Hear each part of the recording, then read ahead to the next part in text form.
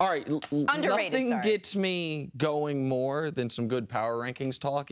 I will rank you some things. I'll rank you some all-time NBA players. I'm gonna find a reason to do it to Kobe Bryant later in the show. In the morning. I'll rank Cris Carter's outfits. There's a lot of stuff we can do. So I love when these silly power rankings come out.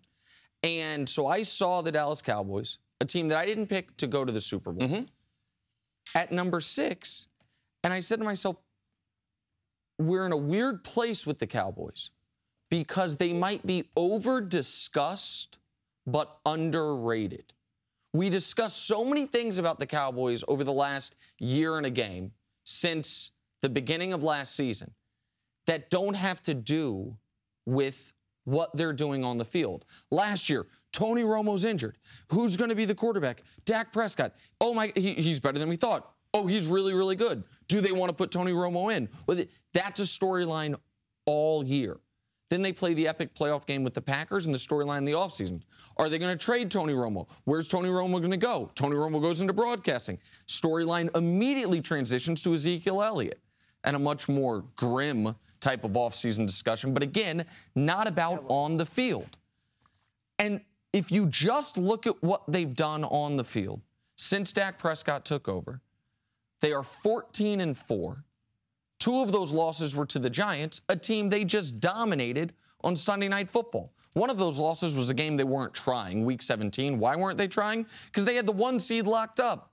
And the other loss was one of the greatest playoff games we've ever seen, where it took not 1, but 2 50-plus yard field goals from Mason Crosby to beat them. So what does that tell me? That tells me going into the year, instead of the Patriots being Vegas's Super Bowl darling, it should have been the team that was throughout the regular season, the best team in football, the Dallas Cowboys, who has a young team that you would expect to get better rather than an old team you expect to get worse. And when in Week 1, they beat the one team that gave them trouble last year, and we're supposed to believe there's 5 teams better than them? I can't count 5 teams better than them. So, yes, according to that ranking, they are wildly underrated. Underrated?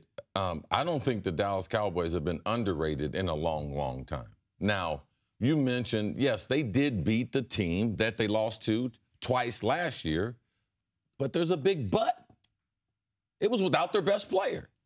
I mean, you mentioned that. You can't mention, oh, Dallas beat the Giants without mentioning also Odell Beckham did not play. So I don't like the power rankings as much as you like yourself, but it's nice because it's like a bookmarker. It's nice. The beginning of the season, you can see which teams. By the end of the season, we're going to figure out how we don't know what we're talking about because the rankings will be upside down. But Dallas, they should be in the top 5 as far as NFL teams, all right? They have that type of team. But even with them, if they were in the top 5, we don't know what kind of defense they have. Like, we have no clue what their secondary is going to be like. It wasn't tested last week. It will be tested as we go forward. And we don't know if Zeke's going to be with the team the whole time. So we know that they might be a top team, underrated, overrated. It doesn't really matter. But what if Zeke leaves? So there's so many variables with the Cowboys moving forward. And the Giants game was not a legitimate test to them if they should be in the top 5. Let me just respond to that one point quickly about the Giants without their best player, because you know how highly I think of Odell Beckham Jr. You know how much of an impact I think he has in every phase of the Giants' offense. As good as Odell is, what he doesn't affect, at least not very much, is the Giants' defense. Aside from keeping them off the field somewhat. You can extend drives. I get that part of it. But Dak Prescott last year had 2 bad games. There were 2 games all year that would be classified as bad games, both against the New York Giants. So what you can take away from this game is Dak Prescott, the most important player on the Cowboys, against the only team in the league that gave him trouble, with or without Odell Beckham Jr., he was very good on Sunday night. He had a quarterback rating above 90 after last year having quarterback ratings. One, I think, was 45, and the other was 75 in the 2 games against the Giants. Odell factors into a lot. He doesn't really affect that part of it, and so you have reason for optimism there as well, that the one defense that gave rookie phenom Dak Prescott the most trouble, he was very good against them on Sunday night. Number one on that list was Kansas City. And are people waking up in Kansas City this morning with a little asterisk by that saying, but we did beat a team that played its poorest game we've seen by its quarterback who was as shoddy as we've seen in the last couple. No. Played a game. After week 1, this is what, you're right. Of course it's going to change after week 2 and 3 and maybe even in a half of a week. But you can't go down the line and put variables and asterisks by every single team going in, number one. And then the follow-up question would be, who looks at this? Do teams look at this? Do players look at this? I know it's early, but do guys get excited by this? Do guys feed off of this? Do coaches, or does nobody care? None of the players care because it's irrelevant as far as getting into the playoffs. If that's your goal, to win your division or win a wild card spot, all right, you're trying to win as many games as possible. Whatever the power rankings are, the good teams, the coaches utilize it and tell the team you're not as good. Bill Belichick is telling, man, you guys aren't the 7th best team. You guys are horrible. And I guarantee you, Andy Reid is telling, don't read the USA Today. You guys aren't the best team in football. Just because you won one game against the world champ where Tom Brady played awful. So coaches and players, they utilize it to their benefit.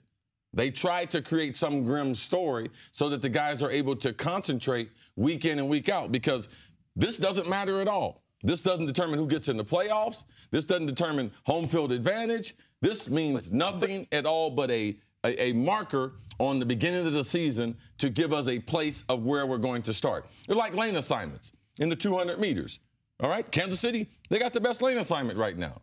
But come December, where will they be? Because every team has to run that gauntlet of 16 games.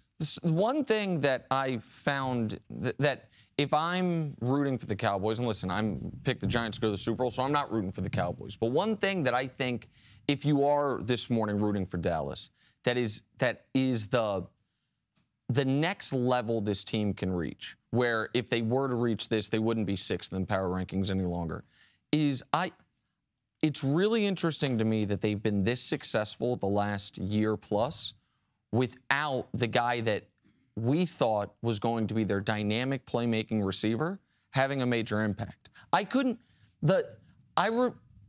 Years 3, 4, and 5 for Dez Bryant, I looked it up this morning.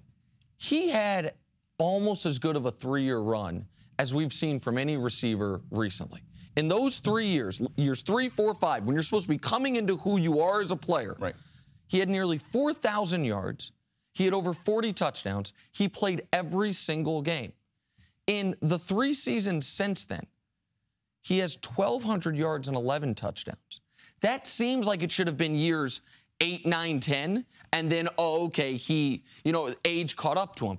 That is the most confusing part of this Dallas team. They've done this without one of their highest paid guys, one of their highest profile guys, and the guy that you would have thought, oh, this is why Dak Prescott is having such a great rookie season. He has this monster outside helping him out. That's not been the story. And if Dez were to get back to that level, and I don't know where that level's gone, then this team takes it to a secondary place that we haven't seen since Dak's been there. All right, give me one indicator that Dez Bryant's going to have 1,400 yards, 10 touchdowns.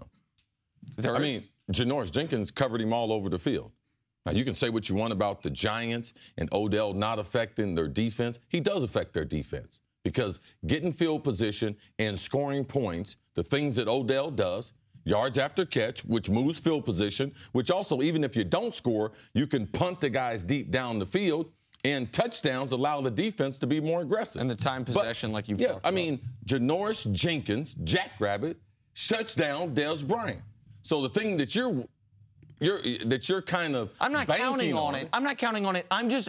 It was interesting to me that it's gone away. It's one thing when a player is highly touted and never reaches the level, right? Now, I understand what you're saying about Dez. I thought Dez would be one of the dominant wide receivers of this era.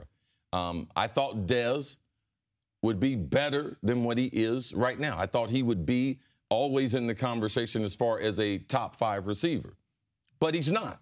Is he not because Ezekiel Elliott had such a breakout year last year and they changed the offense a little bit? No, he's not because he doesn't have the variety. They don't move him in the slot enough. And there is no top 5 receiver in the league that Janoris Jenkins can cover all over the field during the game. He can't do it to A.J. Green. He couldn't do it to Odell. He couldn't do it to A.B. in Pittsburgh. He couldn't do that to Julio. So for me, a lot of times when a guy plays cat coverage, that he tells the coach, I got that cat no matter where he goes on the field. If you can't get away from cat coverage, then you can't be a top 5 receiver. Thanks for watching. Subscribe here to get the latest from the show. Also, be sure to check out more of the best clips from First Things First, or go watch a few segments from some of our other great shows on FS1.